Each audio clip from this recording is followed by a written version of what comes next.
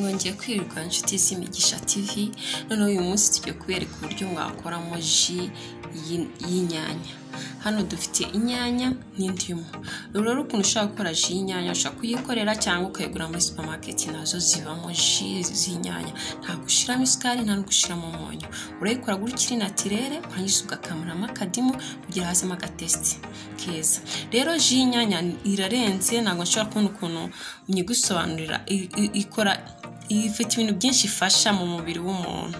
Ntabwo nabasha kubirondora hano ariko wenda ndakubwira mwe bice by'ingenzi.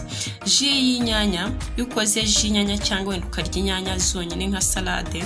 Inyanya nyine zifite umumaro mwinshi. Ushobora gufata ji y'inyanya cyangwa ukarya inyanya zonyine cyambere zituma umubiri umera neza cyane cyane nko mu gifu, irinda kanseri y'igifu.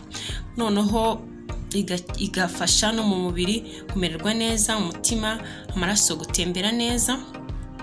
Kubera ko ifitemo vitamine C, K, ifite amavitamine menshi atandukanye. Noneho ifite ibintu byinshi nk'umuntu wenda nimba afite amaso amugora kureba neza, nka wenda atangiye kureba nabi, ushobora gukoresha ji y'inyanya. Cyangwa se nimba ushobora kuba waranyweye nk'itabi igihe kinini, iyo ukoresheje ji y'inyanya ishobora kugufasha gukoramo bwa burozi buba bwaratewe na ya matabi uba waranyweye.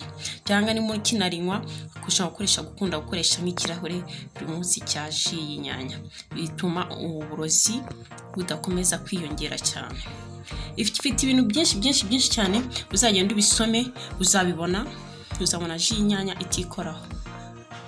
Tugiye kuyikora rero, dufate zino nyanya turazisya, tumara kuzisya dukamuremo indimu. Birarangira ntabwo ari ibintu bikomeye, ushobora kubyikorera mu rugo ugafata ako gakombe ka ji y'inyanya ukanywa, ibintu biba byoroshye pe. Rero tugiye kuyisya.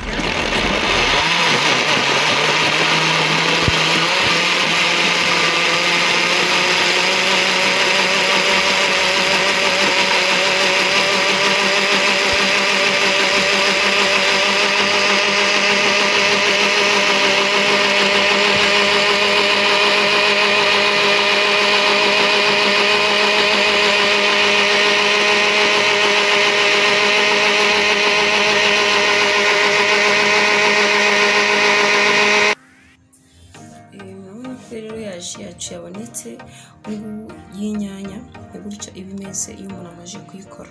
Rero ubishatse wayimera gutya nibwo sawa, ariko nanone ushizemo n'akadimu ku bantu batinya nyine ibintu bimeze nk'ibi, nubwo bimeze nk'umuti bifite umumaro ku muntu, ariko abantu benshi baranabitinya. Rero ko bitinya ushobora gukamuriramo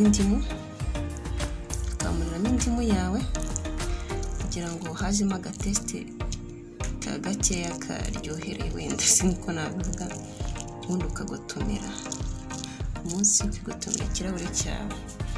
Rero urangiza ukabivanga nyine kugira ya ndimu yacu ivange hose. Urabona ko ari ji nziza,